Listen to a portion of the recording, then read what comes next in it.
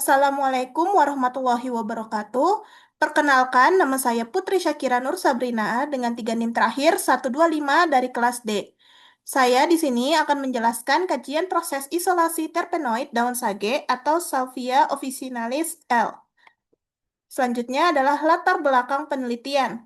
Tantangan global yang itu meningkatnya kasus resistensi antimikroba AMR dan efek samping obat sintetis memicu kebutuhan akan alternatif dari bahan alam atau fitoterapi.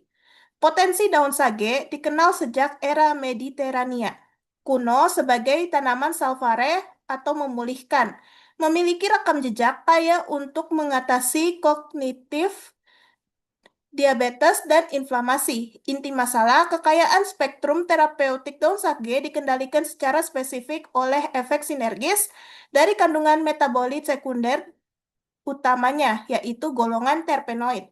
Fun fact, sesuai dengan poin kedua, potensi daun sage, nama ilmiah itu berasal dari bahasa Latin, yang artinya memulihkan, atau bisa juga menyelamatkan. Di zaman kuno, terutama di Mediterania kuno, tanaman ini bahkan sampai dianggap sangatlah suci karena dipercayai bisa memperkuat ingatan.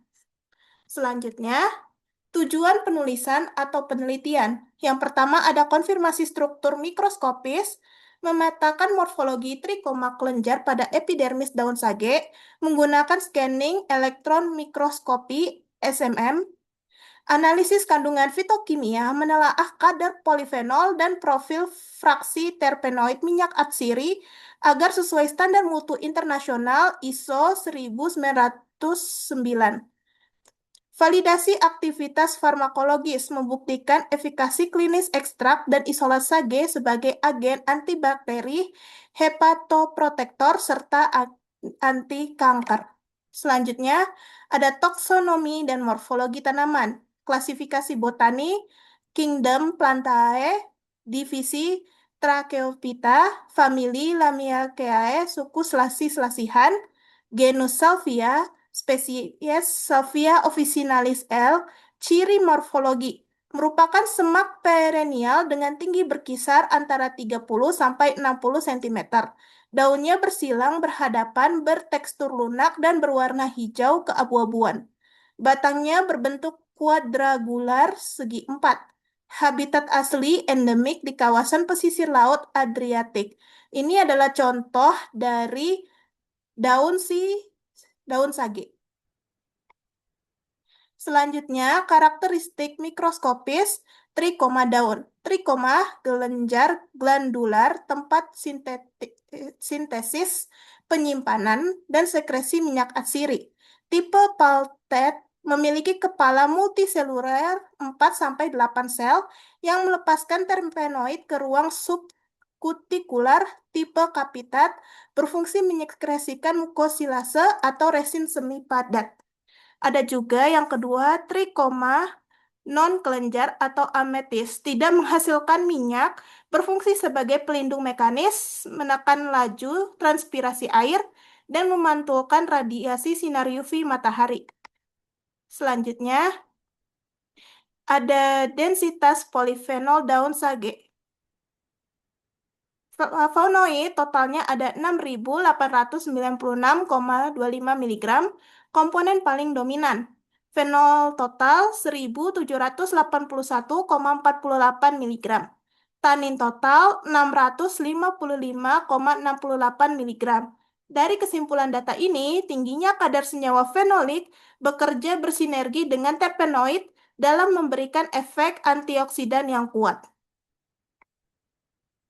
Karakteristik golongan terpenoid sage. Ada monoterpenoid C10, fraksi paling volatil atau mudah menguap dan dominan lebih dari 60%. Bertanggung jawab atas aroma khas sage, senyawa marker, alfa-tujon, beta-tujon, dan 1,8 sinole.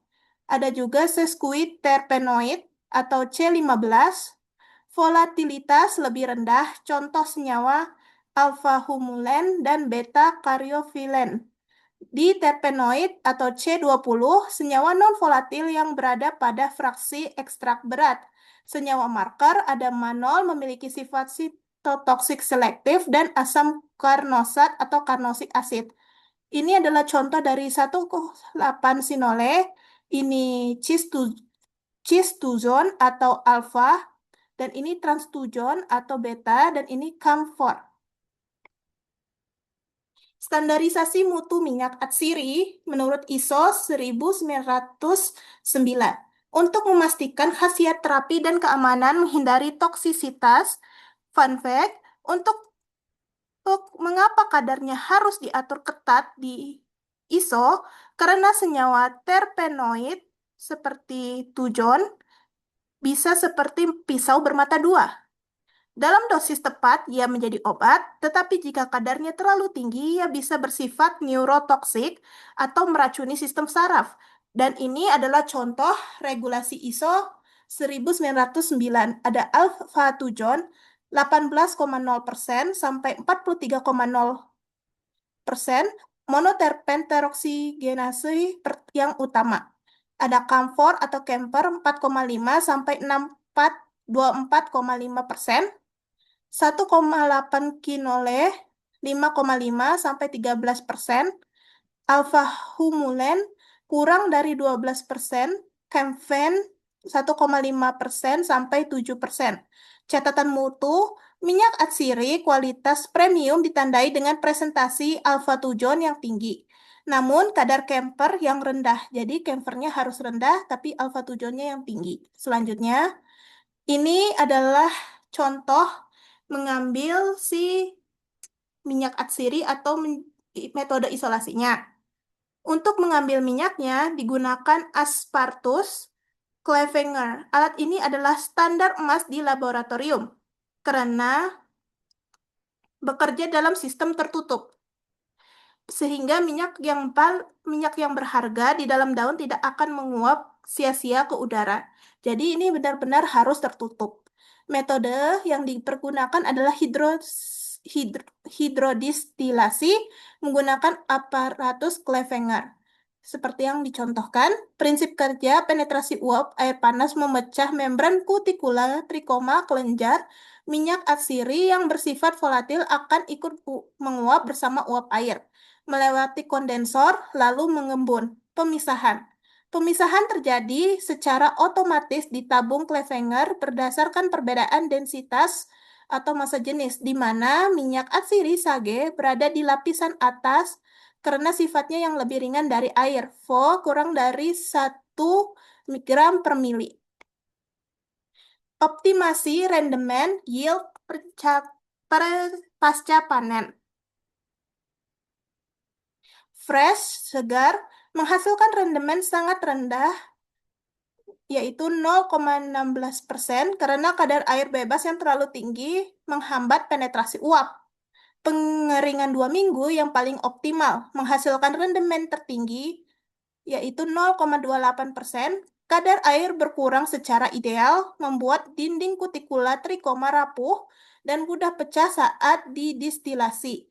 Pengeringan lebih dari 4 minggu, rendemen menurun drastis karena senyawa monoterpenoid yang bersifat volatil telah menguap ke udara bebas selama penyimpanan yang terlalu lama. Jadi, sebaiknya dihindari pengeringan 4 minggu karena si volatilnya udah menguap, jadi daunnya itu udah nggak baik atau kurang bagus untuk dipergunakan. Minyaknya juga nggak sebagus yang 2 minggu. Ini adalah contoh dari gambar optimasi rendemen. Seperti bisa dilihat, yang fresh itu masih rendah, yang 2 minggu itu paling tinggi, dan yang 4 minggu itu di tengah-tengah, tapi udah menurun gitu.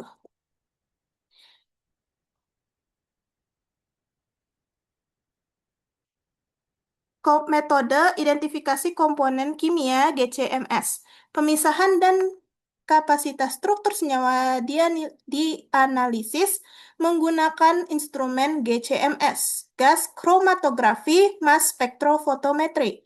Kromatografi gas, GC, memisahkan campuran komponen berdasarkan perbedaan titik didih dan afinitasnya terhadap fase diam kolom kromatografi. Spektrofotometri massa membombardir tiap komponen yang keluar dari kolom dengan elektron 70 eV untuk menghasilkan pola fragmentasi ion yang spesifik, sidik jari kimia. Validasi data hasil spektra dicocokkan dengan pustaka standar NIST atau Wiley, serta nilai indeks retensi COVAT Retention Index. Ini adalah gambar GCMS yang ada di laboratorium dan ini adalah prosesnya. Seperti bisa dilihat disuntikan, kemudian senyawanya akan bergerak ke sini dan memunculkan datanya. Dan di sini itu ada detektornya sebelum bisa menghasilkan datanya atau mengirim data gitu. Efek antibakteri dan hepatoprotektor. Aktivitas antibakteri efektif menghambat pertumbuhan bakteri patogen seperti Streptococcus pyogenes, penyebab tonsilitis atau radang tenggorokan. Mekanisme kerjanya adalah dengan merusak integritas membran sitoplasma bakteri. Aktivitas hepatoprotektif pada uji model toksisitas hati yang diinduksi paracetamol dosis tinggi. Ekstrak sage mampu menurunkan kadar enzim penanda kerusakan hati, AST atau ALT dan ALP, secara signifikan. Efektivitas perlindungan sebanding dengan obat standar Silymarin. Selanjutnya, potensi sitotoksik anti kanker. Senyawa aktif ada manol, golongan diterpenoid, mekanisme aksi, menginduksi kematian sel kanker secara terprogram atau apoptosis, menghentikan siklus pembelahan sel pada fase G2 atau M, serta menekan proliferasi sel tumor. Sifat selektif. Manul terbukti bersifat sitotoksik, kuat pada sel kanker berikut, namun aman atau tidak merusak sel fibroblast normal manusia.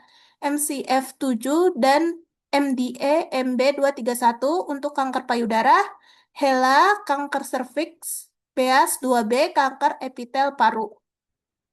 Kesimpulan, tanaman sage Salvia officinalis terbukti kaya akan senyawa metabolit sekunder terpenoid yang tersimpan di dalam trikoma, kelenjar tipe peltate, dan kapitat.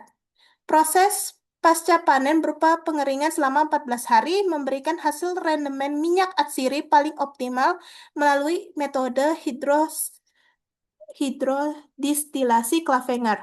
Fun fact, minyak atsiri selain untuk fungsi farmasi, dia juga si tanaman daun sage bisa dilirik oleh industri kosmetik sebagai anti-aging alami hingga industri parfum karena aromanya yang menenangkan. Jadi selain farmasi, kita bisa juga gunakan pada kosmetik, parfum.